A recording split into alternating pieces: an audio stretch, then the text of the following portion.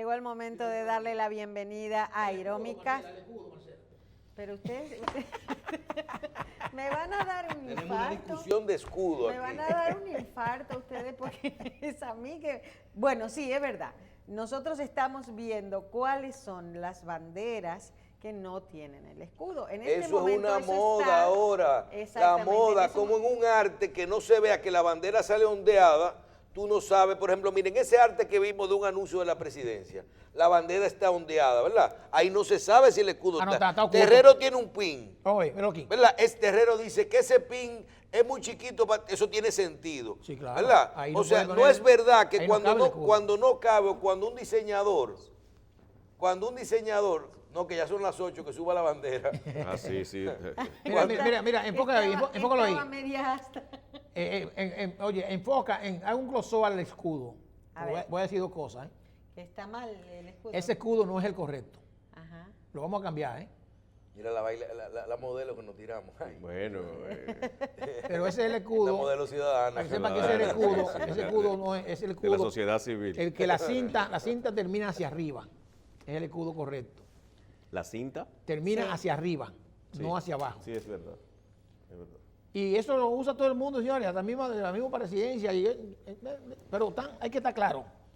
Y, lógicamente, hay una ley de la protección del escudo dominicano.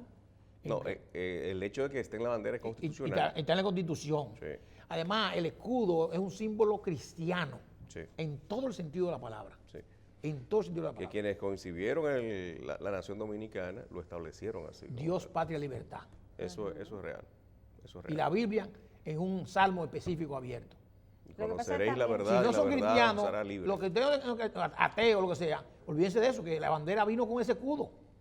No, lógico. Siga, Marcela. No, y además, como decimos, también hay algunos sitios donde se dice que no está el escudo dentro de la bandera, pero son animaciones que están en movimiento. Entonces es muy difícil ponerle a esa animación en movimiento un escudo, entiendo yo. Y lo que decía también Michelle antes de comenzar, los uniformes de los deportistas, de los atletas que salen del país a representarnos, en su gran mayoría tienen los colores, pero no tienen el escudo.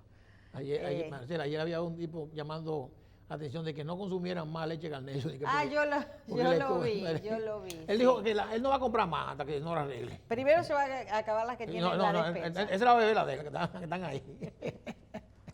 Bueno. Pero el tema es que no le hemos dado correctamente la bienvenida a nuestro licenciado Hiromi Castro, nuestro economista y asesor en prevención de lavado de activos y crímenes financieros y también representante, coordinador de participación ciudadana y nuestro orgullo aquí en Síntesis. ¿Cómo le va?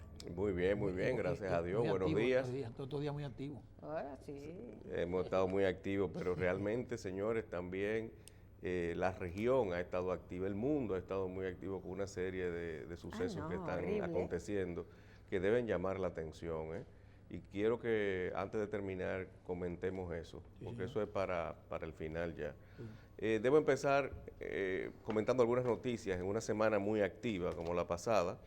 Andorra, el Principado de Andorra ha embargado 83.1 millones a Juan Collado. Juan Collado es el abogado de Peña Nieto. Y abogado, de México. Exactamente, de gran parte de su equipo, incluyendo a Carlos Romero de Champs, que fue el director de Pemex, de Petróleos de México. Déjame un momentito. Él está preso, Collado está preso en México. Sí. Pero la pregunta, ¿le embargó cuánto? 83.1 millones de dólares en un banco, ¿De en Vals Bank, de dólares, en Vals Bank en Andorra. ¿El abogado? El abogado tenía 83.1 ¿Eso fue de la práctica de su bufete de abogado? Aparentemente. Son de las cosas que incluso las autoridades ¿Cómo diría Álvarez Guede? Ño, como buen cubano, ¿verdad? Pero, señores, además de esto, una fiscal anticorrupción de Estados Unidos, a ver si Deborah Connor, ha solicitado el decomiso de $600,000 de una cuenta vinculada a Alejandro Toledo por recibir sobornos, supuestamente recibir sobornos de Odebrecht, pero para un proyecto inmobiliario nada más y nada menos que en Maryland, Estados Unidos.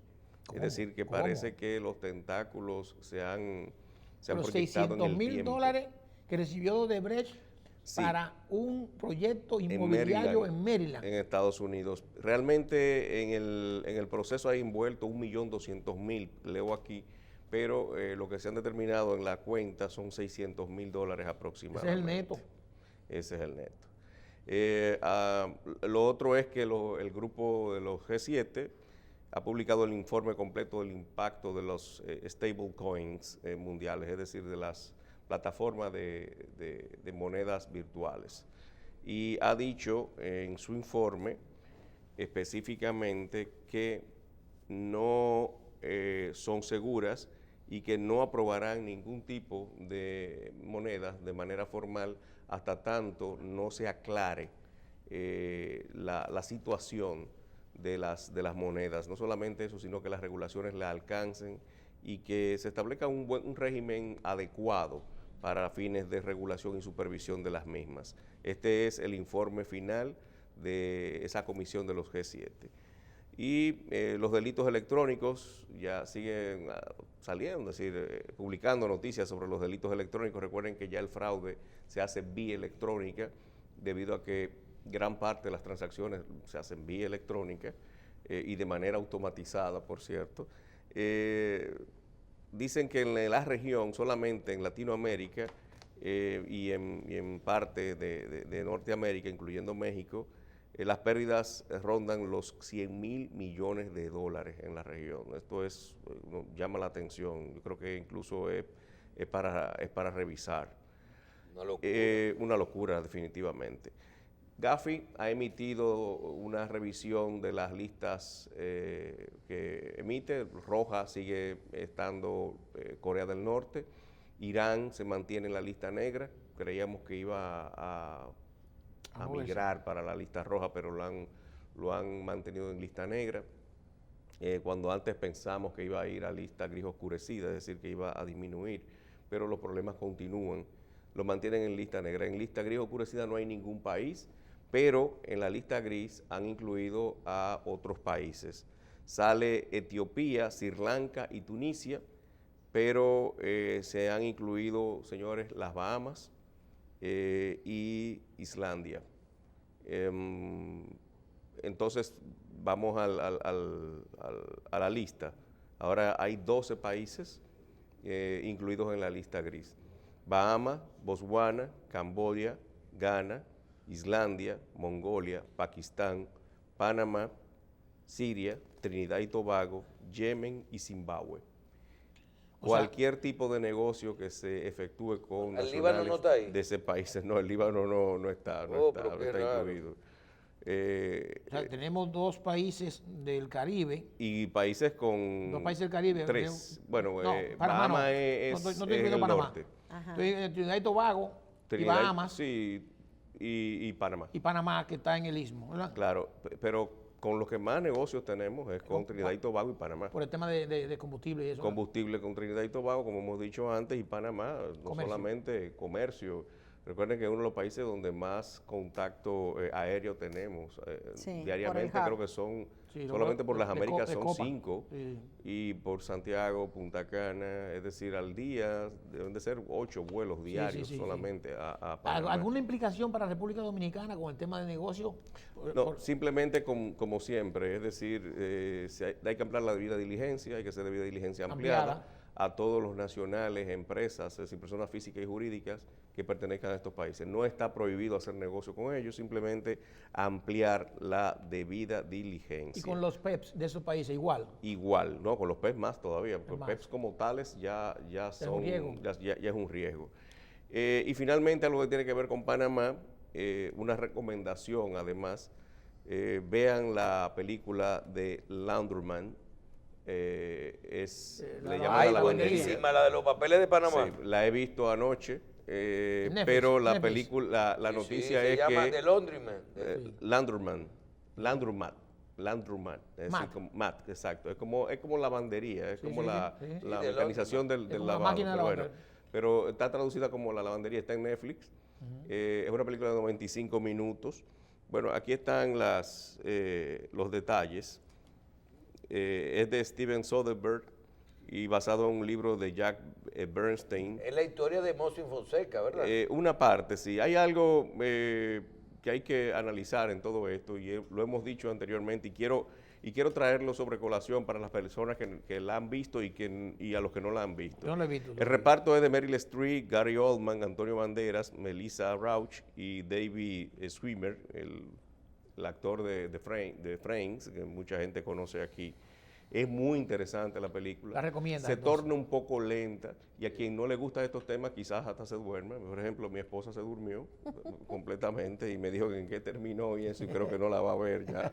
Pero realmente a mí me gustó, hay un buen mensaje en todo esto. Mencionan a Odebrecht también. Odebrecht, claro, baila y todo esto. Es decir, es interesantísima. Y Mossack Fonseca ha demandado nada más y nada menos que por $10 mil millones a Netflix por la emisión de la película.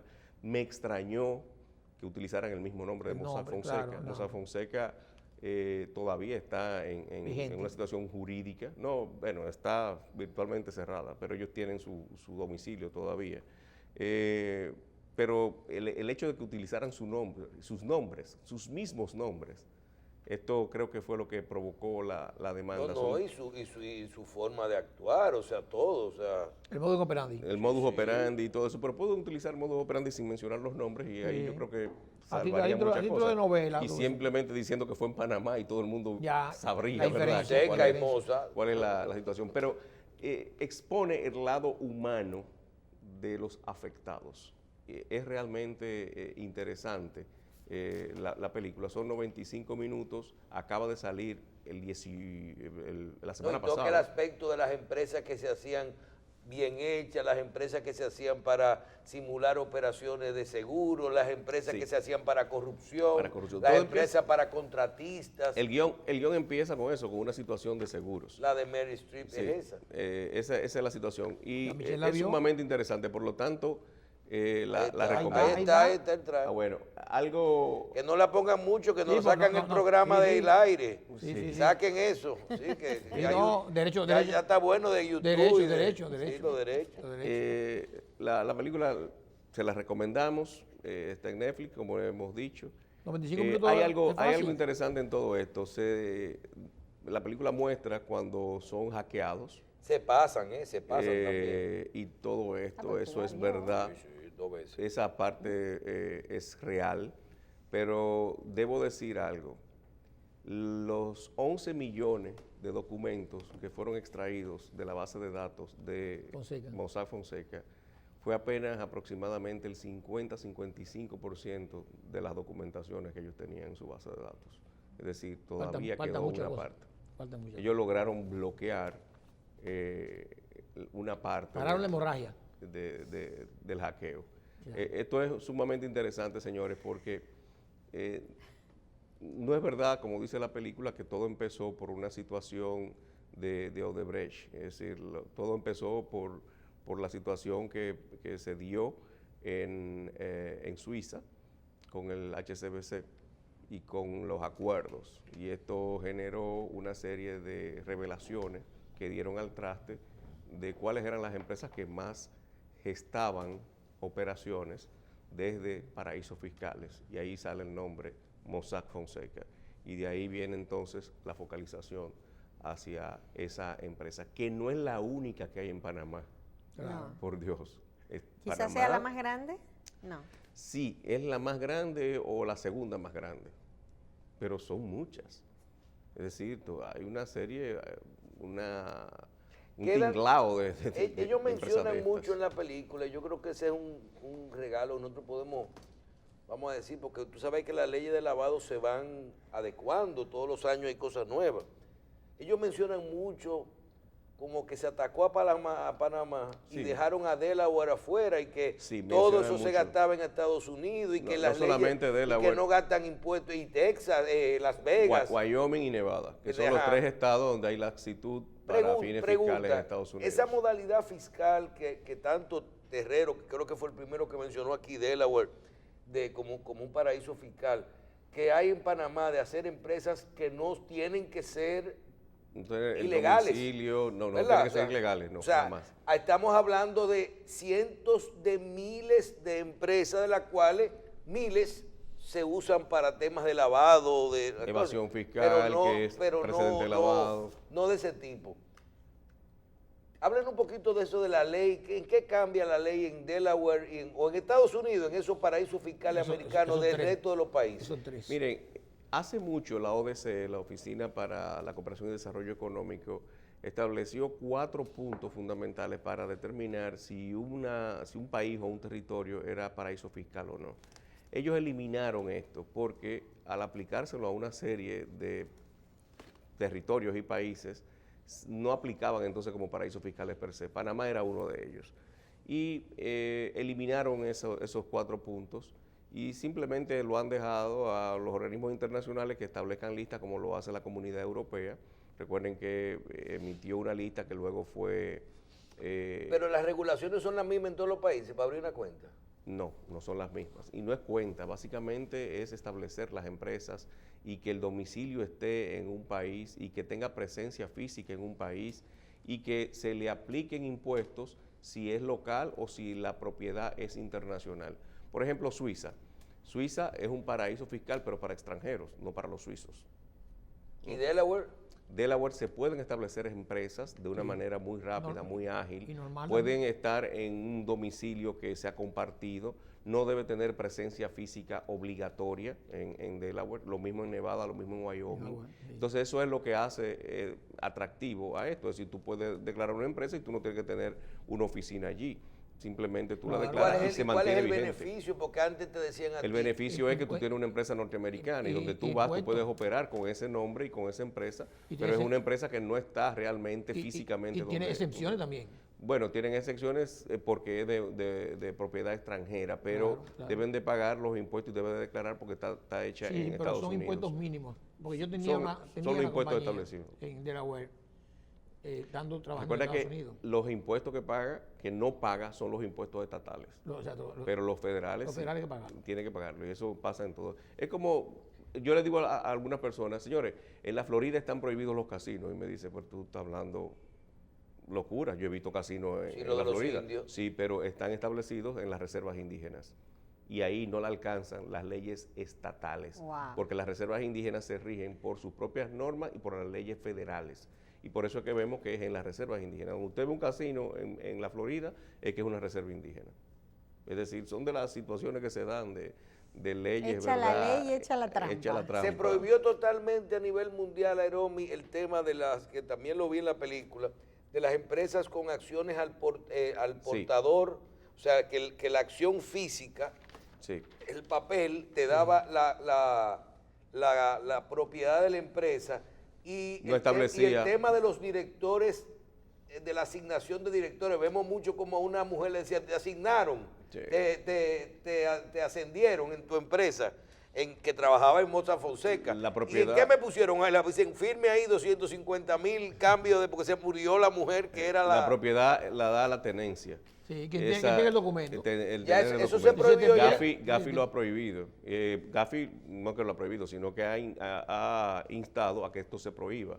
Y el país que no lo prohíbe, entonces está violando las 40 Ya no hay países con recomendaciones. acción al portador. Sí, las hay. Como hay países todavía con cuentas anónimas. Lo que pasa es que ya no se están emitiendo porque las leyes se tienen que estructurar con esa indicación de prohibición. ¿En qué países Entonces, todavía quedan con eso, Aeromi? hay muchos, lo que ya lo tenían de antes. De hecho, nosotros la ley contra el lavado la prohíbe, la nueva, la 17 la la ley, como la 155-17. Aquí nunca ha habido una cuentas al portador. Ni... Sí, hay acciones al portador y eso. Aquí se prohibieron. Se han prohibido.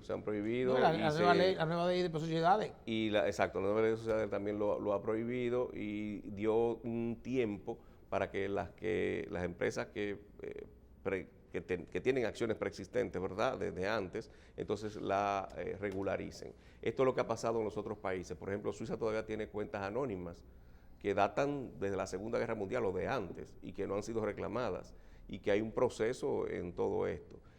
Ya no emiten cuentas anónimas desde hace más de 15 años. Eso ha quedado prohibido en el mundo entero. Pero sí todavía hay una serie de cuentas preexistentes que están ahí. Y de caja de seguridad también con anonimato, que los dueños no han ido a reclamar. Sabe Dios si fue un nazi que abrió esa cuenta y lo matan al final de la guerra y se ha quedado ahí. Esto todavía, señores, existe, pasa, es real. Bueno, a mí me hicieron un cuento de un periodista que cada vez que me acuerdo que fue a visitar a un preso en República Dominicana a la cárcel, un preso que hoy está muerto, y un preso por narcotráfico, y ese preso le dijo al periodista, aquí en República Dominicana hace 5 o 6 años, le dijo que él tenía en una cuenta en Panamá, en un banco, $10 millones, y que esos $10 millones estaban a nombre de una persona, y que esa persona, y había una acción de uno al portador, y que el representante de la compañía era una persona. ¿Y quién era esa persona? Él, con otra nacionalidad. Wow. Y esa persona murió en la cárcel. ¿Perdieron 10 millones? Murió. Aquí. Sí. Bueno, eso se ve de todo en este mundo. Y ahí en esa película, Landruman. Y son dinero del lavado. No, dinero del narcotráfico. Del lavado. En la película se ven muchas cosas. No, pero eso no fue una película, eso fue de verdad. No, yo sé. No. Pero recuerden que las películas son el reflejo de la realidad. Esa fue de verdad. Señores, y lo que está pasando en el mundo, lo que está pasando en Chile es increíble. Estaba no viendo se esperaba yo la destrucción, se quema un destrucción justamente de la estación de metro. Eso no es una queja solamente. Ya pasó en Ecuador, ha pasado en Chile. Se suponía que en Chile este tipo de cosas como que era extraño, muy Chile, raro. Ejemplo. Pero parece que fue una gota que colmó la copa, ¿verdad? De años, de situaciones. El costo de transporte. Luego entonces las declaraciones de Diosdado Cabello. ¿Qué dijo Estos son simplemente las brisas que luego vendrá el huracán bolivariano. Imagínate tú. A agitar. Yo creo que Diosdado está acelerando su salida, ¿verdad? Bueno, con todo esto. No hay acciones, porque esto es simplemente provocar a la mayoría de los países vecinos. Creo que no ha sido muy acertada su participación. Señores, de mi parte es cuanto, solamente darle las gracias y desearle una feliz semana. Tenemos una situación política ahora diferente, la que se esperaba, ¿verdad? Era un secreto a voces, claro. Pero esto cambia el panorama político. Por lo visto, puede hacer que definitivamente haya doble vuelta en nuestro país, cosa que va a ser más riesgoso, sí, más trabajo para nosotros y para todos, señores. Hagan la boca de urna, ¿viste? Más caro para el país, más traumático para el país, es decir... Yo todavía no entiendo mucho lo del fraude, pero porque al final, mira, yo te voy a decir algo. Si Leonel Fernández y su grupo tuvieran la prueba completa, no se hubieran ido del fraude, no se hubieran ido al partido. Olvídate de eso. Tú te das cuenta cuando hay un lamentable, penoso, como Michelle, al final todo el mundo se va a quedar sin... Michelle, al contrario, Michelle, si Fernández tuviese una prueba tangible del fraude, no podía quedarse ahí. No, porque lo que te está diciendo es... No, óyeme. El proceso tuvo ciertas deficiencias y la Junta debe aprender de esas deficiencias, de esos problemas, de esas debilidades que se expresaron. Y creo que la Junta lo hará. oportunamente. Nosotros vamos a emitir nuestro, ya estoy hablando como participación ciudadana, Sí, claro. nuestro informe final de las primarias, claro, el segundo de observación electoral próximamente, y ahí recogeremos todo. Nosotros entendemos que el proceso tuvo deficiencias y que la Junta puede hacer un mejor trabajo, tomando en cuenta todas estas variables. Hay que corregir todo eso, Airomi. Yo creo que ojalá y la Junta Central Electoral haga una parte. Y nosotros, hay gente que quiere un candidato, otros que quieren otro. El presidente Fernández fue bastante suave con la Junta. Sí, pero no dejó de mencionar un fraude electoral en el cual uno dice, pero ven acá, tú siempre has sido parte de todo eso. Yo lo que te digo es, ¿a dónde que vamos? ¿Qué proceso para las elecciones del año 2020 podemos crear los dominicanos en el que podamos minimizar el fraude? Eso es una cosa. Dice que los partidos políticos lo han puesto manual. Entonces, ok, ahora vamos a hacer la auditoría y vamos a contar al 100%. Entonces, después eso no te va a eliminar, se va a hacer una auditoría al sistema, ¿verdad? Va a dar lo que hemos dicho, nada o mucho, lo que sea. Ahora, vamos al proceso y siempre vamos a tener las herramientas ahí para, miren, hasta un palito, se robaron la urna. Miren, las auditorías, si se va con la misma metodología de voto automatizado, se deben realizar antes de cada uno de las contiendas. No en cada mesa, es en el sistema. Aleatoria, de manera aleatoria. Sí, claro, eso es parte del proceso. Pero también les voy a decir algo. Una auditoría de este tipo es muy larga, es decir, no se hace en 2 meses. Lo mínimo son 5 o 6 meses. Mínimo. Hombre, imagínate, aquí en este programa un especialista dijo, en un día dijeron que fue 8 millones y otro día dijeron que era 200,000 dólares. Sí. La diferencia. $200,000 es razonable, 200,000 o 300,000 dólares. 10 millones de dólares es imposible. Lo que pasa es que debe de ser un equipo muy grande y muy especializado para que se haga en el tiempo de rigor, pero yo, sinceramente, nosotros dudamos que sea. La auditoría forense que se le hizo a Baninter, al centro de cómputo de Baninter, por una compañía contratada de Inglaterra, por un concurso, no costó significativamente prácticamente nada. Y llegaron a conclusiones bien, después de haberse borrado toda la información en la data. Bueno, veremos a ver lo que trae esta información pública, no estoy diciendo nada que fuera pero eso ya información pública. Veremos lo que trae esta semana y Dios mediante el lunes estaremos aquí.